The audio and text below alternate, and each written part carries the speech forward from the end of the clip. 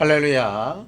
오늘도 우리의 기도를 들으시고 우리에게 응답하실 하나님 앞에 감사를 드리며 함께 기도하면서 금요 기도회 시작하겠습니다. 하나님 아버지 감사합니다. 오늘도 우리가 하나님 앞에 믿음을 고백하며 하나님의 도우심을 구하게 하심을 감사합니다. 어렵고 힘들고 괴로운 상황 가운데 있으나 하나님이 우리와 함께 하시는 증거로 인하여 새 힘을 얻게 되어지기를 원하오니 예수여 우리와 함께하여 주시옵소서.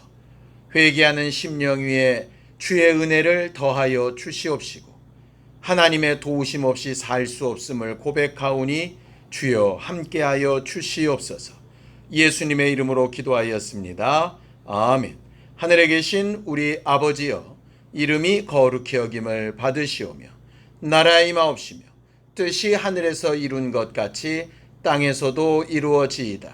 오늘날 우리에게 일용할 양식을 주옵시고 우리가 우리에게 죄 지은 자를 사하여 준 것 같이 우리 죄를 사하여 주옵시고 우리를 시험에 들게 하지 마옵시고 다만 악에서 구하옵소서.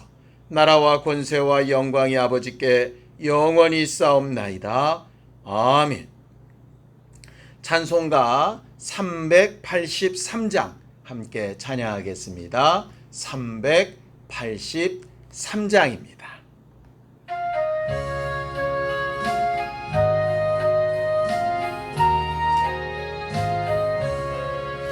눈을 들어 산을 보니 도움 어디서 오나. 천지 지은 주 하나님 나를 도와주시네. 나의 발이 실족치 않게 주가 깨어 지키며 택한 백성 항상 지켜 길이 보호하시네. 도우시는 하나님이 내게 그늘 되시니 낮의 해와 밤의 달이 너를 상치 않겠네.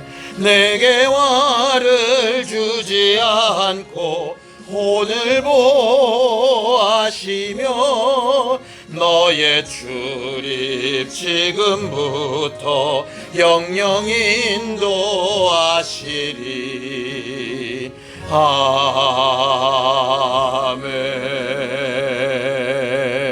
아멘. 하나님, 오늘도 우리가 하나님 앞에 주의 보호하심과 또 우리를 인도하시는 말씀을 구하러 모였습니다. 기도할 때에 말씀을 의지하고 하나님께서 우리에게 명하시고 부탁하신 일들을 감당할 줄 아는 믿음의 사람들이 되게 하여 주시옵소서. 믿음으로 헌금한 손길들 위에 복을 주시며 하나님께서 구하는 자에게 응답하시는 아버지의 사랑을 나타내 보여 주시옵소서. 예수님의 이름으로 기도하였습니다. 아멘. 하나님의 말씀은 누가복음 17장 1절에서 4절까지 말씀을 함께 합독하겠습니다. 누가복음 17장 1절에서 4절까지 함께 합독하겠습니다. 함께 읽습니다. 시작. 예수께서 제자들에게 이르시되 실족하게 하는 것이 없을 수는 없으나 그렇게 하게 하는 자에게는 화로다. 그가 이 작은 자 중에 하나를 실족하게 할진대 차라리 연자맷돌이 그 목에 매어 바다에 던져지는 것이 나으리라. 너희는 스스로 조심하라. 만일 내 형제가 죄를 범하거든 경고하고 회개하거든 용서하라. 만일 하루에 7번이라도 내게 죄를 짓고 7번 내게 돌아와 내가 회개하노라 하거든 너는 용서하라 하시더라. 아멘. 우리 하나님은 거룩하신 하나님이십니다. 구별되어 계신 하나님이십니다. 무엇과 구별되어 계시느냐? 죄와 구별되어 계신 하나님이십니다. 하나님이 본래 가지신 뜻과 목적에 따라 일하시는 것을 우리가 의라고 하지요. 그 하나님의 본래의 목적에서 벗어나는 것을 불의라고 이야기합니다. 그게 곧 죄라고 하는 것이죠. 본래의 목적대로 제대로 사용되지 않는 것, 본래의 목적과 상관없이 잘못 사용되어지는 것, 이걸 죄라고 부릅니다. 하나님은 거룩하셔서 그 죄와는 절대로 함께 하실 수 없는 분이십니다. 하나님께서 우리를 만들어 놓으시고 좋고 아름답다 하셨고 우리를 위하여 아들을 내어주시기까지 사랑하시지만 죄의 문제만큼은 결단코 용납하실 수 없는 것이 바로 하나님이십니다. 1.1획이라도 하나님의 말씀에서 어긋나는 부분을 용납하실 수가 없는 것이 하나님의 거룩한 성품, 공의로우신 성품이지요. 하나님은 이 죄의 문제를 해결하기 위해서 하나밖에 없는 독생자인 예수 그리스도를 십자가에 달려 6시간이나 물과 피를 다 쏟고 고통 가운데 죽음을 맞게 하실 만큼 죄의 문제를 해결하는 일에는 아까울 것이 없이 모든 힘을 다하시는 분이 바로 하나님이십니다. 따라서 우리의 신앙생활은 하나님의 은혜, 하나님의 사랑, 하나님께서 우리에게 베푸신 생명, 그것을 누리고 인정하고 고백하는 것이지만 그러기 위해서 정말 마음속에 깊이 두어야 될 한 가지가 있는데 바로 죄에 대하여 민감하게 반응하는 것입니다. 죄에 대하여 민감하게 반응하는 것. 우리가 다른 것들은 다들 그런 대로 넘어가 줄 수 있습니다. 좋은 게 좋은 걸로 괜찮을 수 있습니다. 그러나 절대로 타협할 수 없고 타협해서도 안 되는 것은 뭐냐 하면 죄라고 하는 문제입니다. 죄는 하나님과 우리 사이를 완벽하게 단절시키게 하는 것이 되고요. 주 예수 보혈의 은혜마저도 그 죄가 여전히 있으면 아무런 우리에게 선한 영향력을 미치지 못하는 한계가 되기도 합니다. 하나님의 엄청난 사랑을 받았던 일꾼이라 할지라도 죄가 들어오는 순간에 하나님의 손길에서 떠나고 하나님의 일에서 벗어나게 되는 일들이 굉장히 많이 기록되어져 있죠. 여러분, 성경에 기록된 사람 가운데 하나님이 내 마음에 가장 합하다고 얘기했던 사람이 누구였습니까? 다윗입니다. 근데 하나님의 마음에 그렇게 합당했던 다윗조차도 죄가 있었을 때에는 하나님의 심판에서 벗어날 수 있는 길이 없습니다. 그가 말씀을 통하여 자기 죄를 인정하고 회개하고 돌이키고 합당한 값을 치르고 한 이후에 비로소 하나님의 사랑과 관심과 위로가 회복되어졌던 것을 우리가 보게 됩니다. 죄에 대해서 민감하고 죄의 문제만큼은 내 안에서 어떻게든 해결하려고 하는 주 예수 보혈의 은혜를 의지하여서 하나님의 이름을 사용하여서 내 안에서 나를 깨닫게 하시고 인도하시는 성령의 도우심을 받아서 무슨 방법을 써서든 죄만큼은 해결하고 회개하고 회복시키려고 하는 사람들이 바로 우리여야 하는 것입니다. 그렇게 죄의 문제에 대단히 민감한 신령한 우리 모두가 되기를 예수님의 이름으로 축원합니다. 예수를 믿다 보면 죄라는 이야기, 회개라는 이야기를 굉장히 많이 듣게 됩니다. 그런데 그 죄에 대한 이야기를 이렇게 저렇게 많이 듣다 보니까 죄에 대해서 몇 가지 오해가 생긴 부분들이 간혹 있습니다. 오늘 그 몇 가지 얘기를 좀 하려고 합니다. 죄에 대하여 우리가 흔히 가지는 오해 중에 하나는 죄는 누구나 짓는 것이기 때문에 어쩔 수 없다라고 말하는 겁니다. 성경을 좀 보죠. 로마서 3장 10절입니다. 함께 읽습니다. 시작. 기록된 바 의인은 없나니 하나도 없다라고 이렇게 말합니다. 맞습니다. 예수 그리스도 외에 의인은 한 명도 없고 이 땅에 존재하는 모든 사람은 다 죄인인 것 맞습니다. 자, 로마서 3장 23절입니다. 함께 읽죠. 시작. 모든 사람이 죄를 범하였음에 하나님의 영광에 이르지 못하더라, 이렇게 되어져 있습니다. 우리가 아무리 노력하고 아무리 힘쓰고 아무리 애써도 죄인인 우리는 하나님의 영광에 절대로 갈 수 없다. 이거 분명히 맞는 말씀입니다. 그렇기 때문에 우리는 다 죄인이고 어느 누구도 죄 앞에서 자유할 수 없기 때문에 죄인으로 사는 것은 어쩔 수 없는 숙명 같은 것이다. 이렇게 얘기하면 하나님의 말씀을 오해한 것입니다. 하나님은 모든 사람이 죄를 범하였다, 의인은 없나니 하나도 없다, 이런 말씀을, 그렇기 때문에 죄인으로 사는 것은 어쩔 수 없다, 그대로 계속 살아라 하시는 것이 아닙니다. 아무도 죄에 대해서 자유할 수 없고 죄를 안 짓는 이가 없기 때문에 남의 죄에 대하여 함부로 정죄하거나 판단하거나 심판할 수 있는 능력이 아무에게도 없다 하는 그 말입니다. 두 번째는 누구나 다 죄인이기 때문에 어느 누구라도 의인이신 예수, 구원자이신 예수, 죄의 문제를 해결해 주시는 예수, 그 은혜의 주님이 반드시 필요하다라고 하는 말입니다.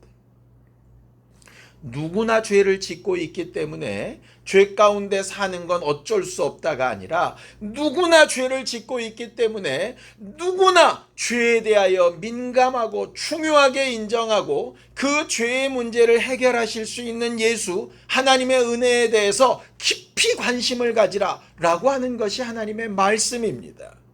그런데 마치 다 죄인이기 때문에, 나는 구원을 받고도 여전히 죄인이기 때문에 죄와 함께 이렇게 동행하며 사는 것은 어쩔 수 없다, 이렇게 자기 위안을 해버리고 나면 예수를 믿기는 믿으나 하나님의 자녀라고 말을 하긴 하나 여전히 내 안에 죄는 자리 잡고 앉아 있어서 죄가 자리 잡은 만큼 하나님과의 관계는 멀어지고 주 예수의 은혜와 사랑과 거리감이 생기며 성령께서 일하실 수 없는 상황이 되고 말이죠. 그래서 믿음이 좋으면 좋을수록, 많은 은혜를 체험했으면 체험했을수록, 특별히 말씀을 전하고 가르치는 리더면 리더일수록 죄의 문제에 대하여 심각하게 여기고 내 안에 있는 죄의 문제를 어쩔 수 없다라고 말하는 것이 아니라 반드시 해결하기 위하여 회개하는 일과 주께 더 나아가는 일에 힘써야 하는 겁니다. 두 번째 오해는 똑같은 환경, 똑같은 상황이기 때문에 죄를 짓고 실족하는 것은 실족한 사람의 문제다라고 하는 겁니다. 예를 들면 이런 것이죠. 똑같은 말을 듣고도 어떤 사람은 마음이 상하여 시험에 들고 어떤 사람은 시험 들지 않습니다. 똑같은 일을 당했는데 어떤 사람은 감사로 나아가고 어떤 사람은 마음이 아파서 주저앉게 되어집니다. 그럴 때 보통 이렇게 얘기합니다. 저 사람은 믿음이 나빠서, 믿음이 적어서, 하나님 앞에 은혜 받지 못해서, 저들은 정말 기도하지 않아서 이렇게 함부로 판단하고 저들의 문제라고, 시험 든 사람의 문제라고, 실족한 사람의 문제라고 이렇게 함부로 말하게 됩니다. 물론 그런 책임이 없다는 건 아닙니다. 그런데 성경은 이렇게 얘기합니다. 오늘 우리가 읽은 본문 가운데 누가복음 17장 1절입니다. 함께 읽습니다. 시작. 예수께서 제자들에게 이르시되 실족하게 하는 것이 없을 수는 없으나 그렇게 하게 하는 자에게는 화로다라고 이렇게 얘기하죠. 거기 실족한 사람은 화로다 이렇게 말하는 게 아니라 실족하게 만든 사람이 화다 이렇게 얘기를 하는 겁니다. 환경과 형편이 어렵고 마음이 상하고 힘들고 상처받는 거 그럴 수 있습니다. 또 우리가 전능하지 않기 때문에 본래 의도와 상관없이 상처를 주고 아프게 하고 어렵게 만들고 그럴 수 있습니다. 오늘 성경에도 그런 것이 없을 수는 없다 그랬습니다. 그런데 그런 상황에서 실족하고 시험에 드는 사람은 당연히 그가 화가 있을 거겠지만 그렇게 만든 사람도 화가 있다라고 이야기합니다. 도리어 어쩔 때는 만든 사람이 더 큰 화를 당한다 이렇게 이야기하고 있는 겁니다. 무슨 얘기입니까? 연약함이 있고 부족함이 있는 자들을 위하여서 더 조심스럽게 내 문제뿐만 아니라 다른 이들의 문제에 대해서도 더 조심스럽게 죄의 문제에 접근하고 실족하고 시험에 드는 문제에 접근하고 해야 된다는 이야기입니다.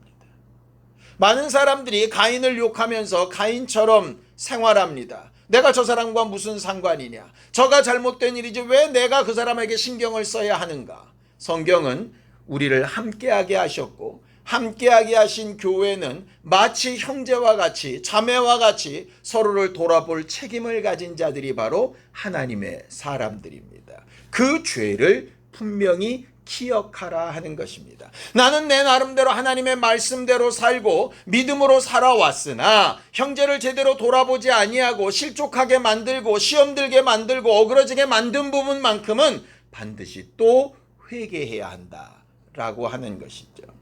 죄에 대하여 세 번째 가진 오해는 바로 이런 것입니다. 다 같은 죄인, 누구나 다 죄인인데 누가 누구를 가르치는가 라고 하는 것입니다. 다 각각 자기가 깨닫고 하면 되지 누가 뭐 잘났다고 당신은 이게 잘못됐네 저걸 고쳐야 되네 이렇게 말하는 것 자체가 율법적이고 잘못된 거야 이러면서 아주 믿는 채 하는 경우가 상당히 있습니다. 자, 에스겔서 33장 6절입니다. 함께 읽습니다. 시작. 그러나 칼이 임함을 파수꾼이 보고도 나팔을 불지 아니하여 백성에게 경고하지 아니하므로 그 중에 한 사람이 그 임하는 칼에 제거당하면 그는 자기 죄악으로 말미암아 제거되거니와 그 죄는 내가 파수꾼의 손에서 찾으리라 라고 이렇게 말합니다.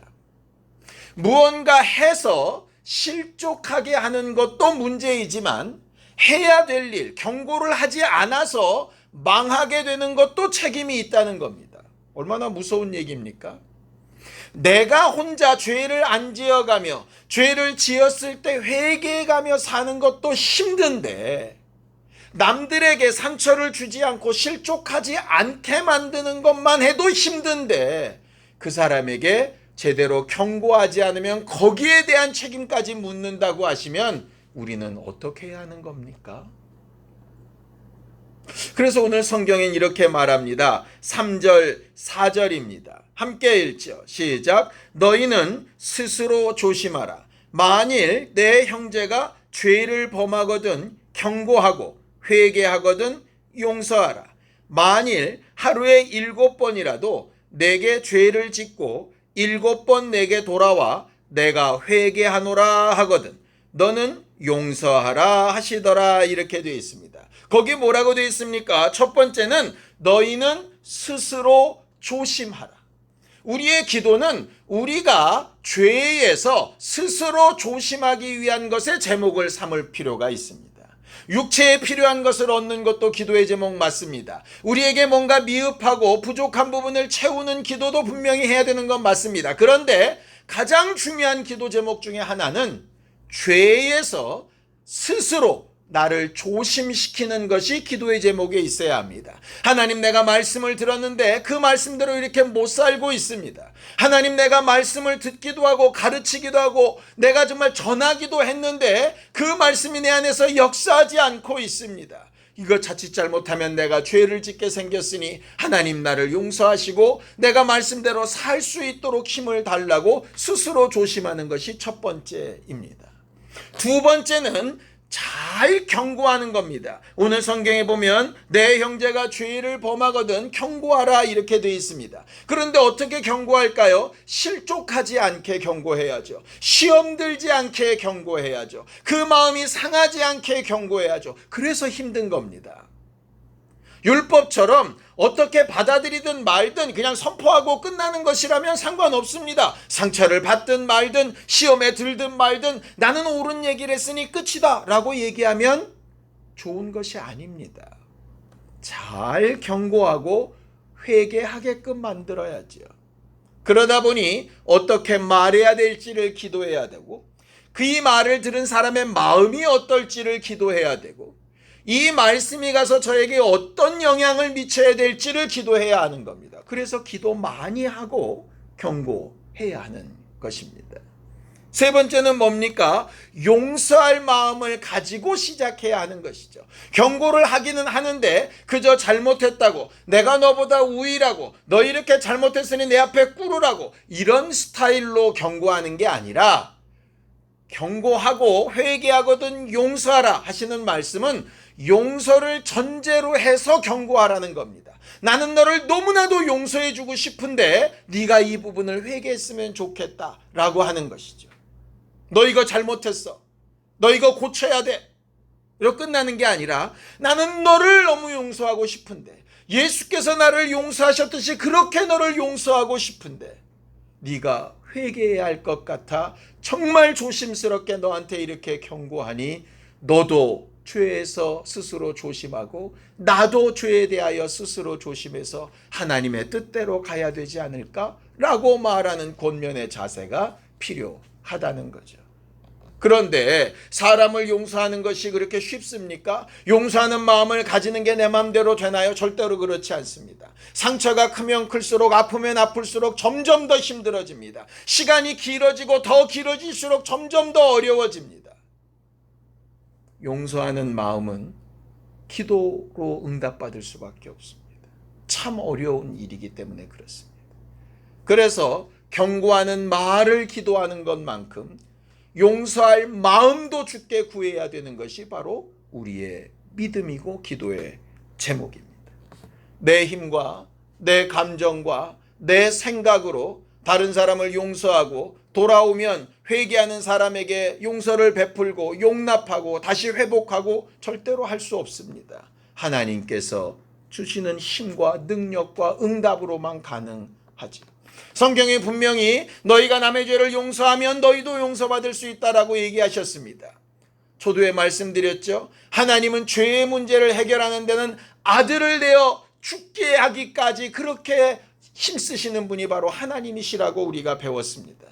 우리는 회개하는 일에, 내 죄의 문제를 스스로 조심하여 해결하는 일에, 실족하고 시험든 이들의 마음과 생각을 회복시키는 일에, 어그러진 길을 가고 있는 자들을 잘 권면하여 회개하게 만드는 일에, 회개하는 자들을 용서할 수 있는 힘과 마음과 생각에 힘을 얻는 일에 우리가 기도하고 하나님의 도우심을 요청해야 할 겁니다. 쉽지 않은 일입니다.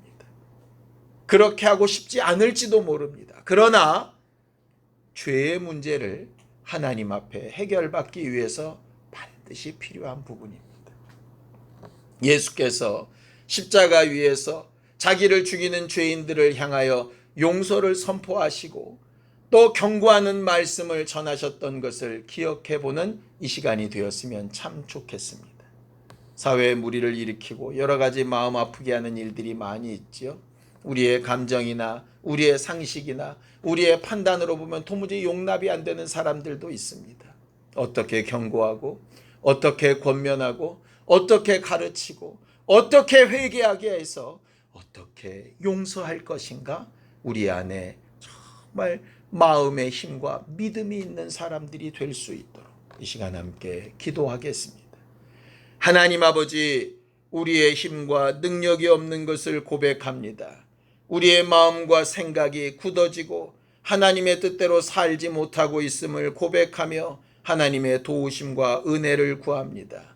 하나님께서 우리에게 은혜 베풀어 주셨건만 받은 은혜와 합당하지 못한 삶을 살고 있으니 우리 모두가 스스로 조심하게 하여 주시옵소서. 주변에 주의 뜻대로 살지 못하는 이들이 보여지고 들려졌을 때 무슨 말로 어떻게 경고해야 실족하지 않고 시험 들지 않고 저들이 회개할 수 있는 기회를 얻게 하실 것인가를 묻고 응답을 얻어 잘 말하는 사람들이 되게 하여 주시고 말할 것을 성령이 가르쳐 주시기를 원합니다.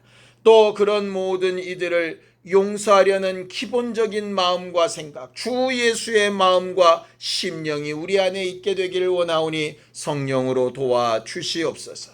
우리 힘으로 할 수 없는 것이기에 하나님 앞에 기도하오니 응답하시고 도와 주시옵소서.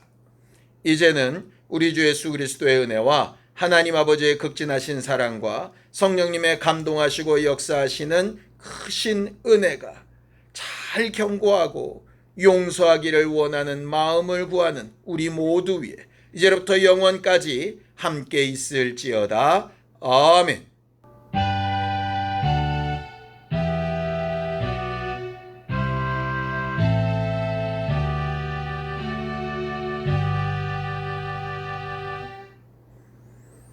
우리 함께 기도하겠습니다.